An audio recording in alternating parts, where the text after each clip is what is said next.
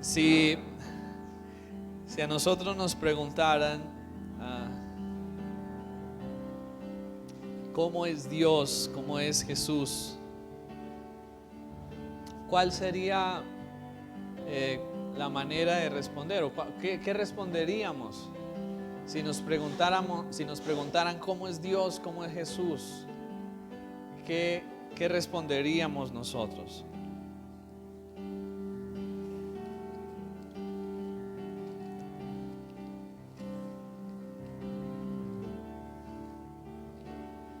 ¿Qué podríamos decir? ¿Quién es Dios? Amor y justicia, misericordia, bueno. Seguramente existen una cantidad de cualidades que podríamos hablar. En Isaías capítulo 9, versículo 6, cuando se da un anuncio de el nacimiento del Señor Jesús, de su venida a esta tierra, junto a ese anuncio de su nacimiento se da una descripción de algunas de esas cualidades que definirían o que identificarían su esencia como Dios. Isaías capítulo 9, versículo 6. Y hemos estado en este mes viendo un poco sobre esto. Y el versículo 6 nos dice: porque un niño nos es nacido,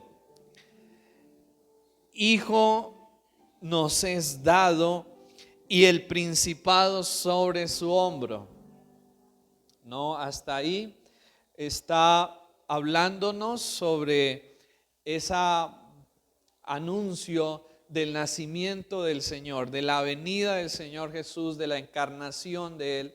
Pero luego, en la segunda parte del versículo nos dice: y se llamará su nombre admirable, consejero, Dios fuerte, Padre eterno, príncipe de paz. Aquí en esta segunda parte encontramos unas cualidades que le son atribuidas a Cristo nuestro Señor, y que creo que vale la pena que nosotros las podamos mirar detenidamente y podamos ver de qué forma y de qué manera el Señor quiere que, al conocer cada una de estas cosas sobre Él, nosotros podamos relacionarnos y podamos experimentarlo a Él en nuestras vidas y en nuestras situaciones. Y entonces el versículo 6 en su segunda parte nos habla: y se llamará su nombre. Y no se está refiriendo aquí a nombres como tal con los cuales él iba a ser llamado, sino cualidades, atributos que le eran asignados a él. Y hace 8 días mirábamos el primer atributo: él es admirable, ¿no? Admirable. ¿Y por qué Él es admirable? Porque en Jesús reposaba y estaba toda la esencia y la gloria del Padre, y Él venía a manifestar esa esencia, esa gloria, esa verdad del Padre. Como dice Colosenses, Él es la imagen del Dios invisible, y Él venía a esta tierra para mostrarnos quién era Dios. Y recordamos hace 8 días cómo muchas veces de pronto nosotros o hemos escuchado a personas decir: bueno, si Dios existe, pues que venga y que yo lo vea para creer que existe, ¿no? Pues la verdad es que un día Él lo hizo, vino y se manifestó en la persona de Jesús, y estuvo aquí entre nosotros y mostró quién era el Padre, porque Él le dijo a sus discípulos: el que me ha visto a mí, ha visto ¿a quién? Al Padre, ¿cierto? Entonces Él es admirable porque Él es Dios y Él vino para manifestar esa gloria del Padre en medio de nosotros. Pero en segundo lugar, luego nos dice que Él es también ¿qué? Consejero, ¿cierto? Él es admirable y luego Él es consejero, consejero, ¿no? Y esto de que sea consejero nos lleva a pensar en que sobre Él estaba toda la sabiduría para aconsejar y para hacer todas las cosas. Como lo dice Romanos 16:27, al único y sabio Dios sea gloria mediante Jesucristo para siempre. Al único y sabio Dios. Entonces aquí de una u otra manera nos está mostrando y nos está hablando acerca de la sabiduría que sobre la persona de Jesús estaría y cómo a través de Él cada uno de nosotros podríamos encontrar consejo, guianza y dirección para la vida. Miren, en Proverbios el Señor nos dice lo siguiente, en Proverbios 3, 5 y 6, Él nos hace una invitación y nos dice lo siguiente: confía en el Señor con todo tu corazón, no dependas de tu propio entendimiento, busca su voluntad en todo lo que hagas y Él te mostrará cuál camino tomar. Yo lo estoy leyendo en la Nueva Traducción Viviente. De pronto si cambian algunas cosas, pero el sentido es el mismo. Y entonces lo voy a volver a leer. Confía en el Señor con todo tu corazón y no dependas de tu propio entendimiento. En otras palabras nos está diciendo, mire, aunque usted sea inteligente, aunque usted sea pilo, aunque usted tenga experiencia en las cosas, por más que usted sepa, por más que usted tenga experiencia, no deje de depender de Dios, no deje de confiar en el Señor, no se confíe solo en usted mismo. ¿Sí? Cuando sabemos hacer algo muy bien y creemos que ya lo dominamos, aún en medio de eso necesitamos decirle: Señor, ayúdame en esto, Señor, guíame en esto, Señor, bendice esto que yo hago. Y luego dice el versículo 6, busca su voluntad en todo lo que hagas y Él te mostrará cuál camino tomar. No, miren esto, busca su voluntad en todo lo que hagas y Él te mostrará cuál camino tomar. Y yo creo que como creyentes, a veces en nuestro caminar con Dios, en nuestra vida práctica y diaria, olvidamos esto y empezamos a vivir la vida de una manera un poco independiente de Dios. Y creo que ahí es cuando muchas veces el Señor tiene que permitir pruebas en nuestras vidas. Y en medio de esas pruebas en nuestras vidas es cuando nosotros reconocemos que necesitamos depender de Dios, que necesitamos aprender a consultarle más, aún aquellas cosas que creemos y consideramos que ya las sabemos, que ya las dominamos, que ya las manejamos. Necesitamos vivir en una vida de dependencia del Señor. Y entonces aquí el Señor Jesucristo vendría para mostrarse, para revelarse a nosotros como el Dios consejero. El Dios consejero. Y esto nos debería llevar a preguntarnos algo. ¿Buscamos el consejo de Dios a diario para nuestras vidas? ¿Es Jesús nuestro consejero? No, porque a veces decimos Jesús mi Salvador, y qué bueno que Él sea nuestro Salvador, pero Él también quiere ser nuestro consejero. ¿A quién acudimos cuando buscamos o cuando queremos buscar un consejo? ¿No?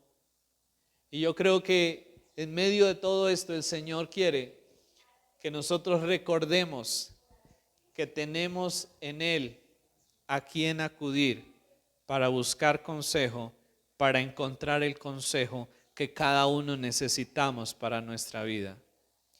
Y no sé si muchas veces nos hemos hallado en situaciones que no sabemos qué hacer, en momentos en que no sabemos qué decisión tomar, confundidos, desorientados.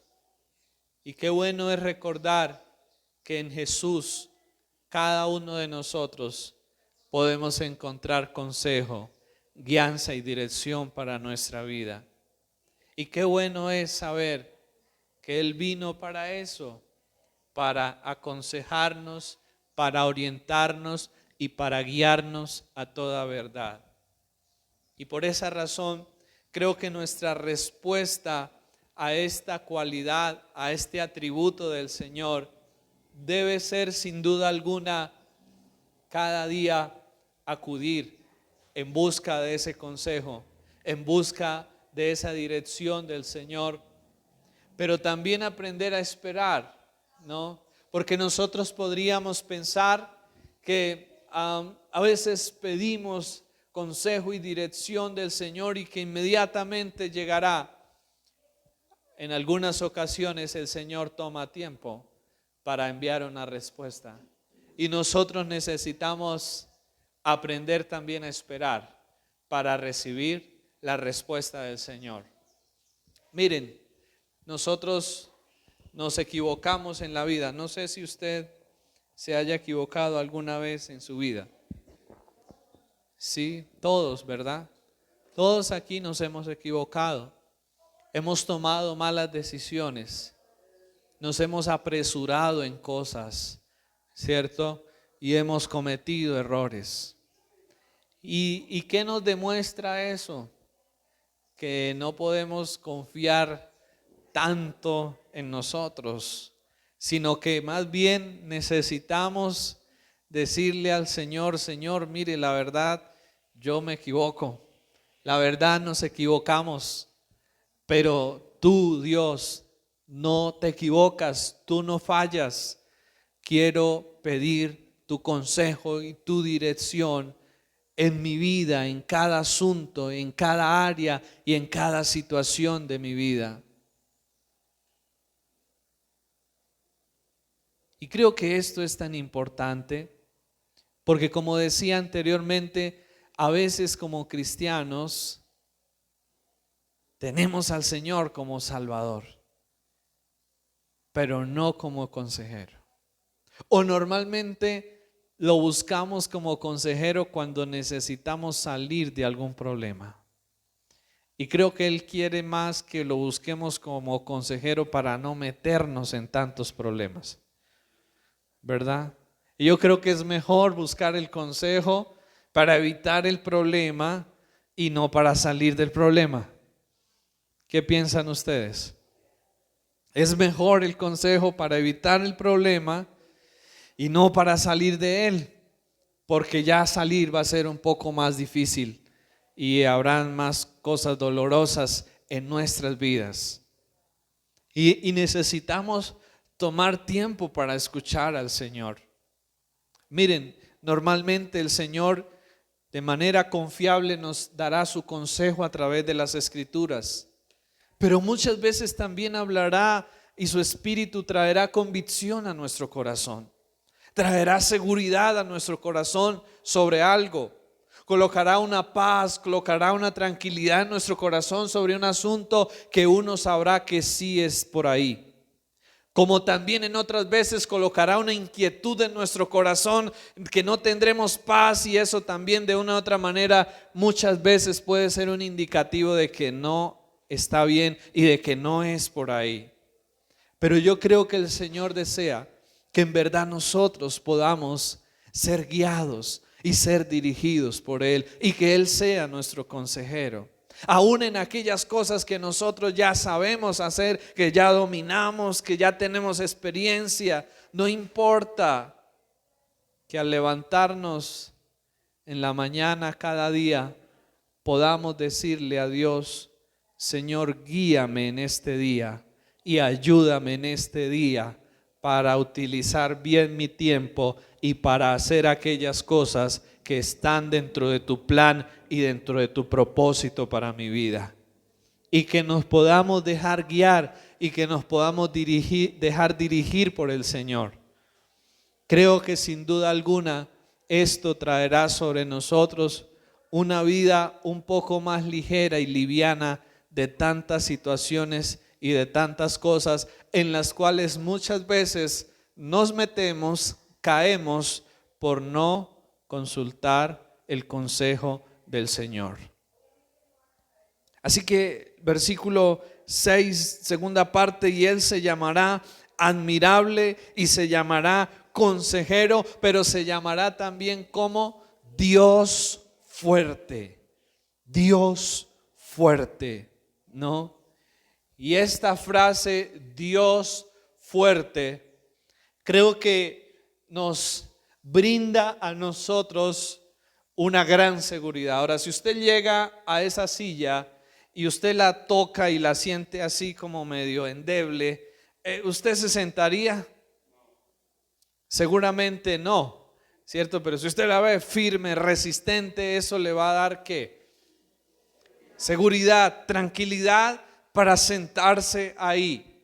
Y creo que este atributo del Señor, que Él es fuerte, nos debe brindar a nosotros y nos debe llenar de una gran seguridad en que estamos en las manos de alguien que puede realmente sostenernos, ayudarnos y hacer algo por nosotros. Si nuestro Dios no fuera fuerte, nuestra esperanza y nuestra confianza serían totalmente inciertas y serían totalmente débiles y frágiles. Pero si nuestra confianza y nuestra esperanza está en el Dios que se revela como el Dios fuerte, entonces podemos tener paz y seguridad de que Él puede hacer algo. En Lucas el Señor mismo afirmó y dijo: lo que es imposible para los hombres es posible para Dios. ¿No? Y sí que necesitamos recordar esto más seguido, ¿no? Lo que es imposible para los hombres es posible para Dios. Qué bueno confiar en que Dios es proveedor.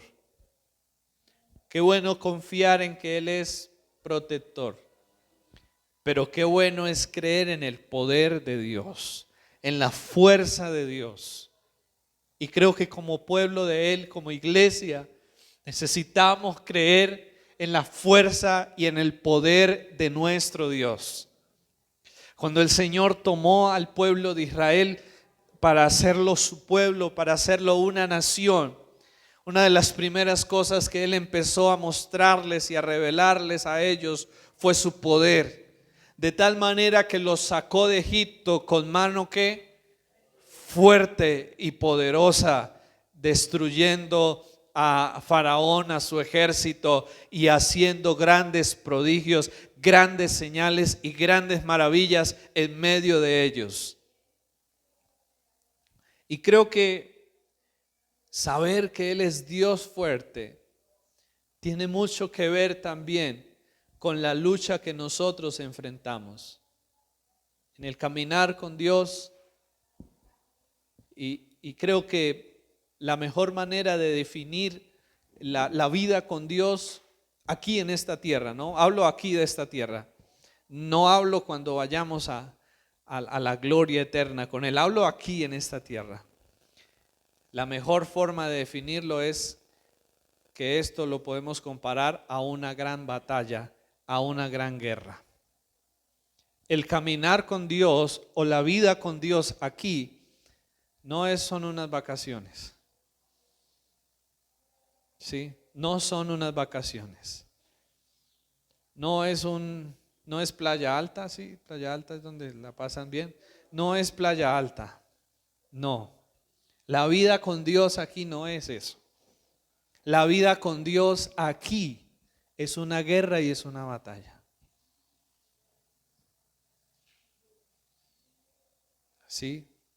Y por eso experimentamos desafíos, experimentamos pruebas, experimentamos luchas, y yo creo que todos aquí lo sabemos. Porque la vida con Dios es una batalla, es una guerra que libramos contra enemigos, contra nuestro adversario, el diablo, contra nuestra naturaleza pecaminosa, contra un sistema en el mundo opuesto y contrario a Dios.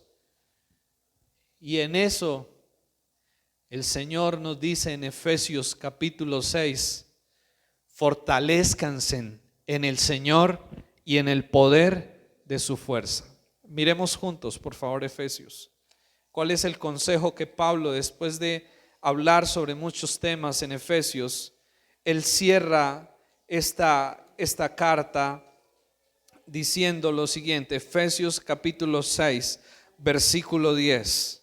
¿Sí? Efesios capítulo 6, versículo 10.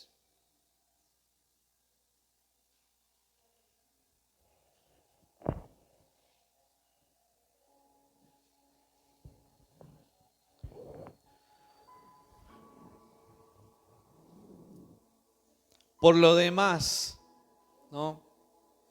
O él está diciendo en cierta conclusión de esta carta, dice: por lo demás, hermanos míos, fortaleceos en el Señor.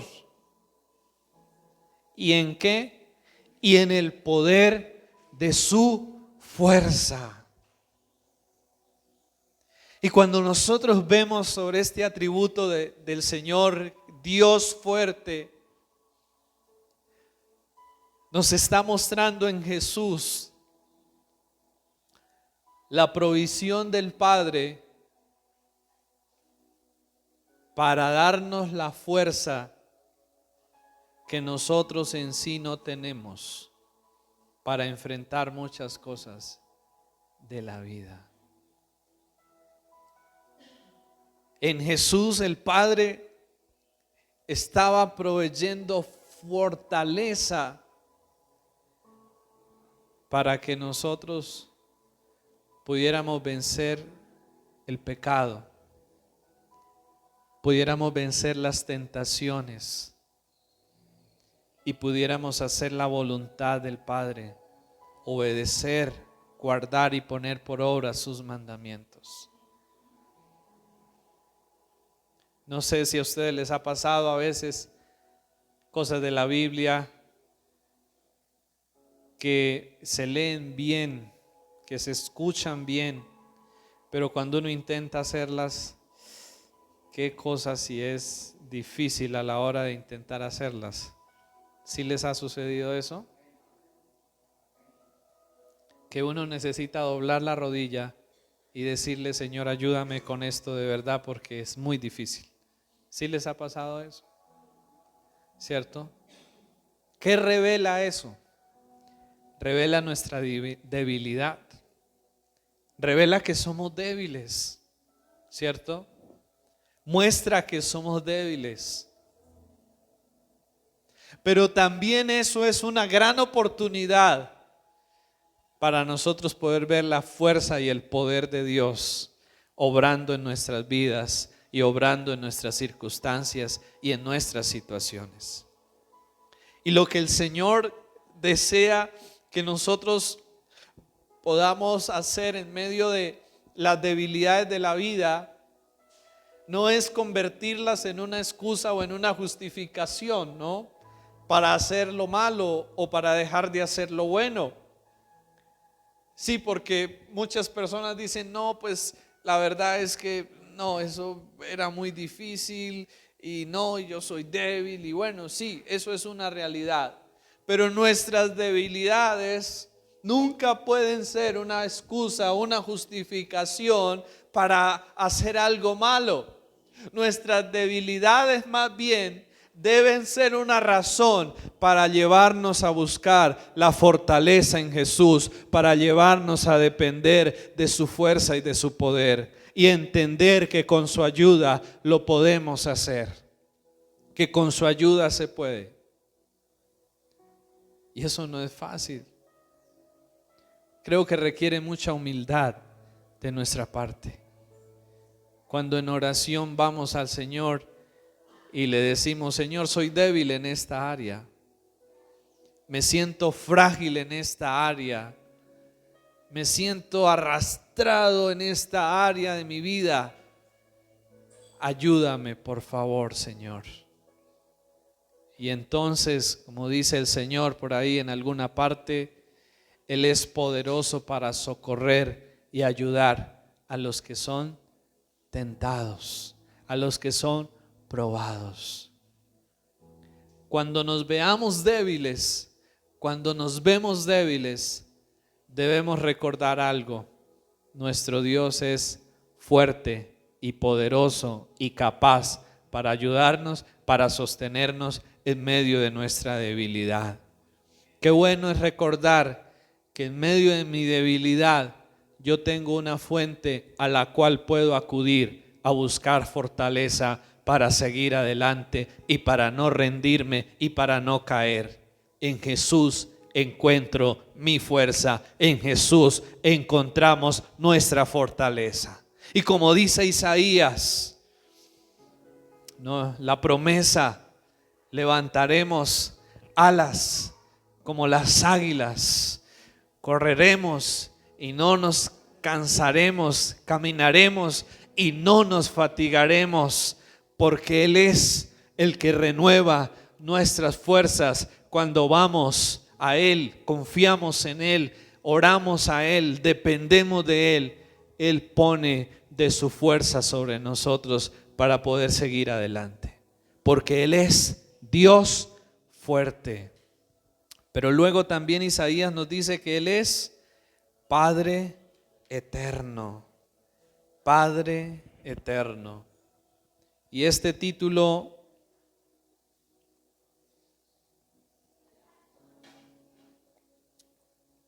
nos muestra cómo al Señor se le atribuye el ser creador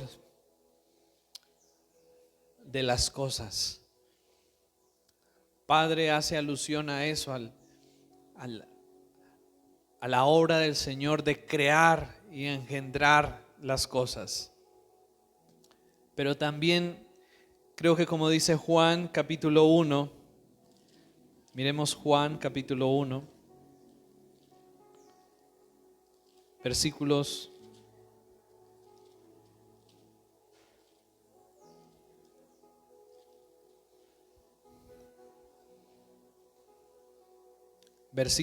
1 hasta el versículo 3.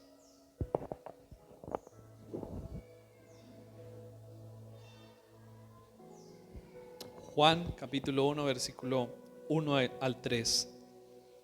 En el principio era el Verbo, y el Verbo era con Dios, y el Verbo era Dios. Esto a veces pareciera ser como un poco enredado, ¿no? Pero en realidad lo que aquí nos está hablando es que en el principio era Jesús, porque Él es el Verbo que se hizo carne, ¿cierto? Y Jesús era con Dios, ¿cierto? Y Jesús era Dios, ¿sí? Era con Dios y era Dios. Versículo 2. Este era en el principio con Dios, y todas las cosas por Él fueron ¿qué? Hechas, y sin Él nada de lo que ha sido hecho fue hecho, ¿cierto? Y luego en el versículo 9 sigue Juan resaltando estas obras de Jesús, aquella luz verdadera que alumbra a todo hombre venía a este mundo. Y en el mundo estaba, y el mundo por él fue ¿qué? Fue hecho. Pero el mundo no le conoció. Y luego en el versículo 12 nos dice: mas a todos los que le recibieron, a los que creen en su nombre, les dio potestad de ser hechos hijos de Dios, los cuales no son engendrados de sangre, ni de voluntad de carne, ni de voluntad de varón, sino de Dios. Y aquí nos está mostrando algo tremendo. El pasaje nos está mostrando cómo en Jesús cada persona, cada ser humano puede ser engendrado y puede ser hecho un hijo y una hija de Dios. Cómo a través de Jesús cada persona que es una criatura hecha por Dios, pero no un hijo de Dios, ahora puede convertirse en un hijo, en una hija de Dios. Y entonces ahora podamos relacionarnos con Dios como nuestro Padre Celestial.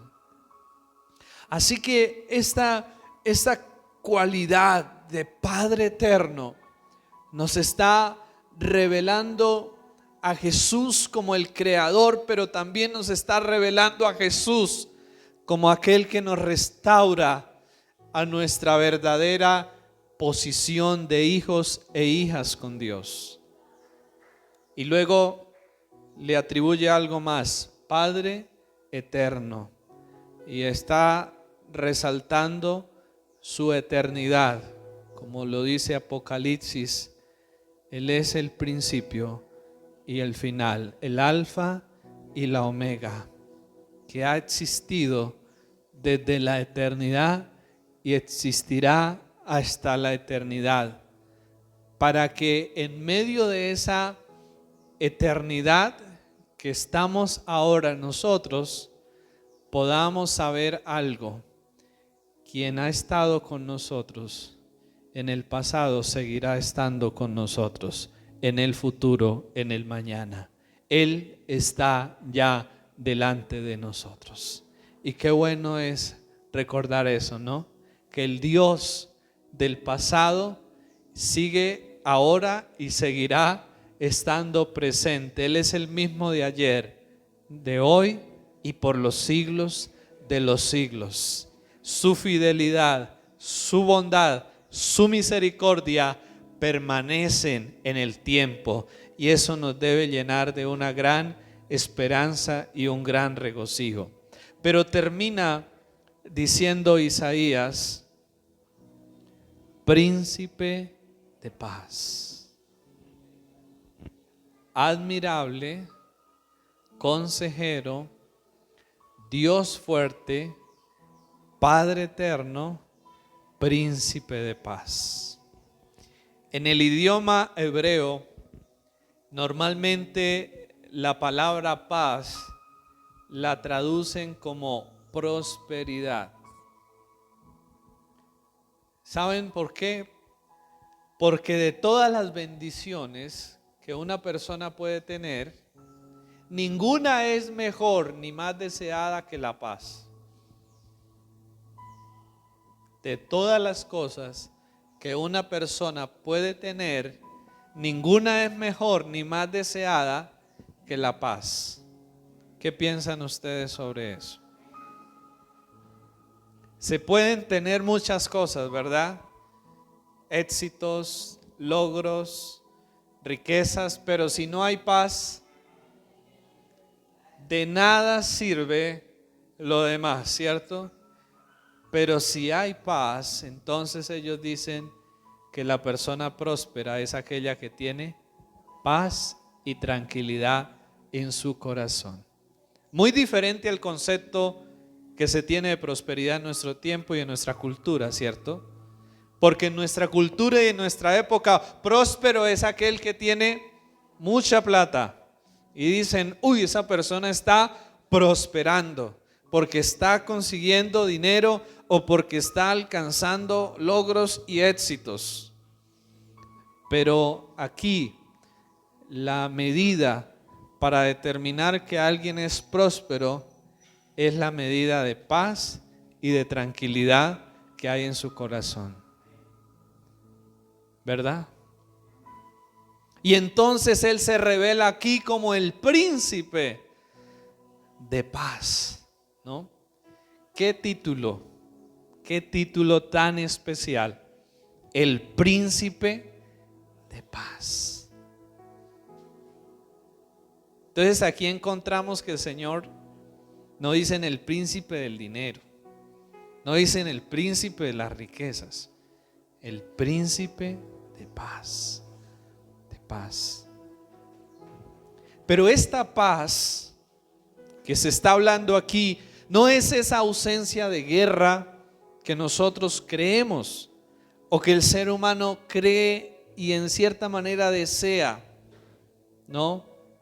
Cuando nosotros escuchamos el término paz en las noticias, siempre se asocia a la ausencia de guerra, a la ausencia de problemas, a la ausencia de conflictos. Pues aquí cuando Él habla de que ha venido para ser príncipe de paz, no está hablando en primera instancia de esa ausencia de guerra. Porque ¿qué pasó cuando el Señor vino? Hubo más problemas, ¿cierto? Se desataron muchos más problemas. Entonces Él no estaba hablando de ese tipo de paz, porque hubo más conflictos, ¿cierto? Tanto que lo crucificaron. Se desató una batalla mayor. Entonces, en primer lugar, cuando Él se muestra como el príncipe de paz, se está hablando de aquel que nos puede reconciliar con el Padre y que a través de esa reconciliación nosotros podemos experimentar la paz que viene de Dios y que viene del perdón de Dios hacia nuestros pecados. En Romanos capítulo 5, versículo 1, Pablo nos dice lo siguiente: justificados pues por la fe, tenemos que paz para con Dios. ¿Por medio de quién? Por medio de nuestro Señor Jesucristo. Entonces, cuando Él aquí se está mostrando como el príncipe de paz, estaba hablando de aquel que venía para hacer posible algo que no había sido posible durante toda la historia de la humanidad de una manera completa: que el hombre pudiera estar en paz con Dios. Desde que Adán y Eva pecaron, el hombre siempre ha estado o estuvo en una constante guerra y lucha con Dios. Dios decía por aquí y el hombre decía por allí. Y era una lucha de voluntades. Y era una lucha y era una batalla entre el hombre querer hacer su propia voluntad y Dios queriendo que nosotros hagamos su voluntad. Una batalla. Pero en el momento que Jesús viene, Él hace posible que lo que nosotros no habíamos logrado ni por obras, ni sacrificios, ni religión, ahora era posible a través de Jesús. Pudiéramos encontrar el perdón de nuestros pecados y pudiéramos encontrar la paz con Dios. Pero luego de esa paz con Dios, entonces nosotros pudiéramos también gozar de una paz aún en medio de las dificultades y de los problemas de la vida. Porque nosotros aquí sabemos que ser cristiano no es alguien que no tiene problemas. A veces tenemos hasta más de los que no son cristianos. nosotros sabemos que ser cristianos es que aún en medio de los problemas podemos tener paz y podemos tener fortaleza para seguir adelante. En una oportunidad que los discípulos del Señor estaban muy angustiados, estaban muy atribulados, porque Él iba a morir y porque Él se iba a ir, Él les dijo unas palabras que creo que todos nosotros necesitamos recordarlas, y que en algún momento de mi vida personal este versículo se reveló a mí y me dio una paz y una tranquilidad muy grande. Y el Señor dijo: mi paz os dejo, mi paz os doy. Yo no la doy como el mundo la da. ¿No? ¿Qué palabras más especiales esas? Cuando ellos estaban tan tristes, cuando ellos estaban tan angustiados porque nuestro Señor iba a morir y iba a partir, entonces Él les dice: mi paz os dejo, mi paz os doy. Y Él estaba hablando de una paz diferente a la que el mundo concibe, porque Él les dice luego: esta paz no es como la que da el mundo. ¿Y cuál creen ustedes que será la diferencia entre la paz de Dios y la paz que nos da el mundo? ¿Cuál creen ustedes que será la diferencia?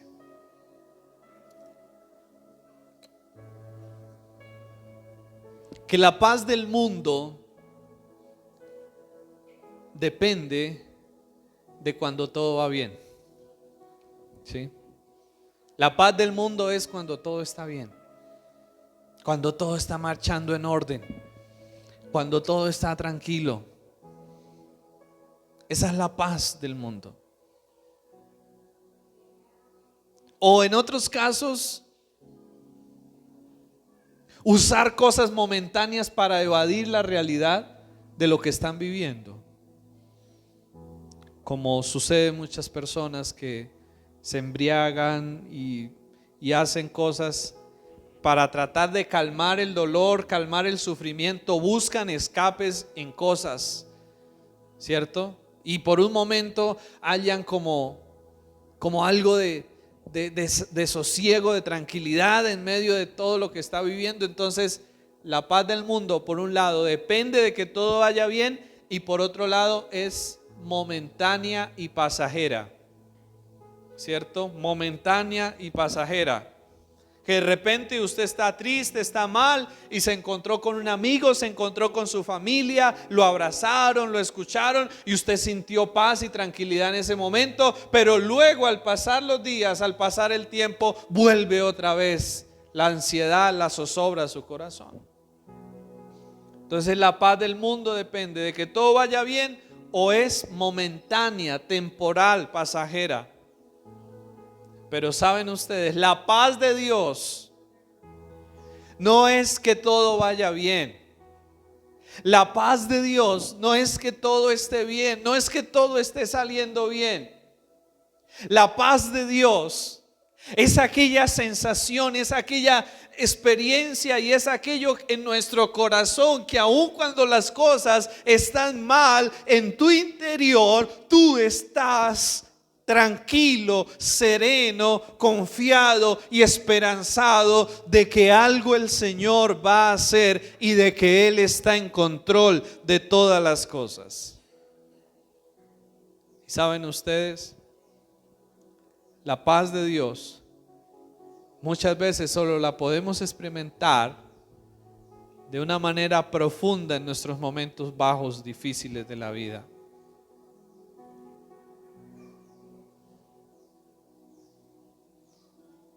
Aunque iniciamos con una paz en el Señor, yo recuerdo que una de las cosas que me cautivaron para acercarme al Señor cuando no era cristiano es que la primera vez que fui a una reunión sentí paz, una paz que no había sentido antes. la sentí en esa reunión y salí de esa reunión, aunque no era cristiano y era la primera reunión a la que iba, salí con una paz y una tranquilidad en mi corazón, que eso me llamó la atención. Y que yo dije, qué interesante esto, quiero seguir yendo porque quiero más de esa paz y de esa tranquilidad en mi corazón. Pero luego avanzamos en la vida cristiana y llegan momentos, llegan pruebas, llegan dificultades.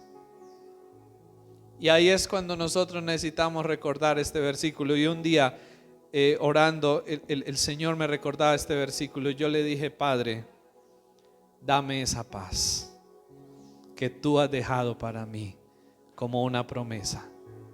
Porque como dijo el Señor, mi paz os dejo. O sea que esa paz es que para nosotros es una herencia, es un regalo para nosotros. Y un día en medio de la angustia, un día en medio de la preocupación, le dije, Señor, dame de esa paz que tú dices allí en Juan, mi paz os dejo, mi paz os doy. Necesito tu paz. ¿Y saben ustedes? El Señor la da. El Señor la da.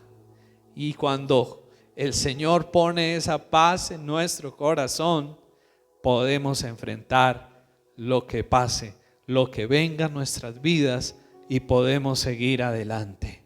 Porque esa paz guarda nuestros corazones, guarda nuestros pensamientos. Miren, cuando uno no tiene esa paz, uno empieza a pensar una cantidad de cosas, ¿sí? Y por eso en Filipenses Pablo dijo, oren. Cuando estén preocupados, oren, y la paz de Dios, que sobrepasa todo entendimiento, guardará que vuestros corazones y vuestros pensamientos. Porque cuando uno no tiene paz, la mente vuela, ¿cierto? Pero cuando hay paz, ya, ahí todo está ya quieto. Y yo creo que el Señor Jesús quiere que su pueblo, que nosotros recordemos que Él es el príncipe de paz, que Él es nuestra fuente de paz. Cuando hay situaciones que nos quieren quitar la paz, que nos quieren robar la paz, cuando hay circunstancias que nos quieren atormentar, yo debo recordar que tengo en Jesús la fuente de paz para mi corazón, para mi vida y para enfrentar lo que venga, lo que pase. Pero ciertamente también un día Él volverá y Él establecerá esa paz completa y total, ¿cierto? Cuando el Señor venga y traiga su reino, establecerá una paz verdadera y duradera para siempre. Y para terminar esta mañana quisiera que nos preguntáramos algo hoy, que usted se preguntara algo. ¿Hay hoy paz y tranquilidad en su corazón? ¿Tiene usted hoy paz y tranquilidad en su corazón? ¿O qué le está quitando hoy esa paz? ¿Qué le está robando hoy esa paz y esa tranquilidad en su corazón? ¿Qué tal si para terminar esta mañana de reunión, usted y yo vamos al Señor y le entregamos aquellas cosas que nos puedan estar quitando la paz, y usted hoy se va de aquí con ese regalo que el Señor ha dejado para nosotros, su paz? Coloquémonos por favor de pie y oremos juntos en esta mañana. Yo le invito para que cada uno, ¿no?, de una manera personal hable con el Señor y le cuente y le entregue aquello que le puede estar robando la paz y la tranquilidad a usted. Cierre sus ojos, enfóquese en el Señor y enfóquese en quien Él es, el príncipe de paz, el príncipe de paz. Enfoquémonos en nuestro Señor como el príncipe de paz. Señor, aquí estamos, dándote gracias, porque eres el príncipe de paz, Señor.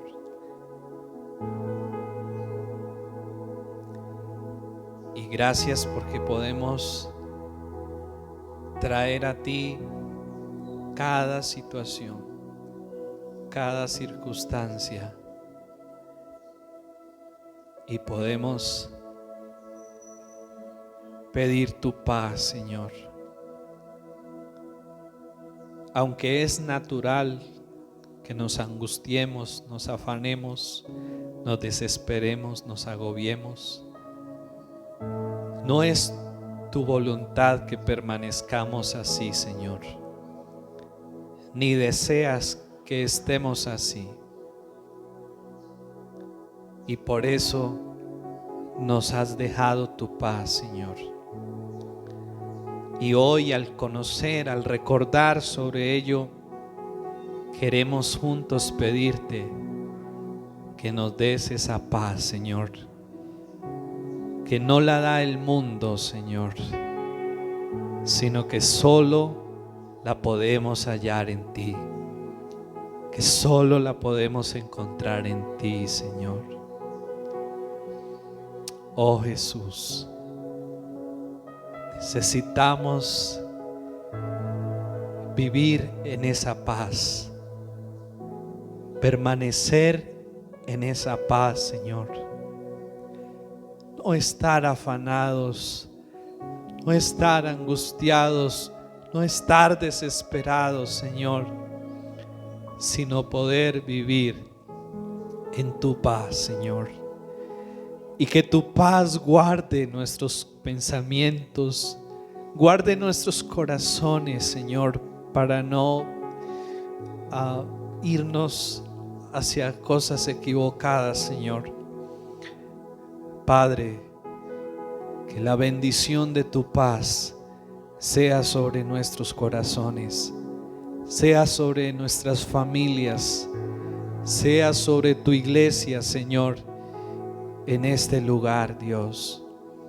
Bendito Señor, gracias. Gracias, Espíritu Santo, por traer esa paz y colocarla en cada corazón, en cada vida, Señor. Padre, y porque en medio de esa paz, Señor, también nos das claridad y también nos das, Señor, esperanza de que tú tienes control y que tú estás al tanto de todas las cosas, Señor. Padre, era lo que querías decirle a los discípulos, Señor, que aún lo que vendría después de ese momento difícil para ellos era algo mucho mejor, Señor. Y hoy podemos recordar, Padre, esto, y podemos también nosotros llenarnos de esperanza al saber que lo que vendrá será mejor, Señor, porque cada momento y cada tribulación de nuestra vida produce y trae consigo un peso mayor de la gloria tuya sobre nosotros, Señor. Padre, gracias en esta mañana, Espíritu de Dios, porque tú eres quien toma la carga pesada de sobre nosotros, rompes el yugo pesado y traes sobre nosotros libertad, descanso, Señor. Gracias, eterno Dios. Gracias por ser nuestro consejero, por ser el Dios fuerte que nos sostiene, por ser el Padre eterno que nos ha engendrado para sí y que nos ha escogido para sí. Bendito sea Cristo nuestro Señor, nuestro príncipe de paz. Amén.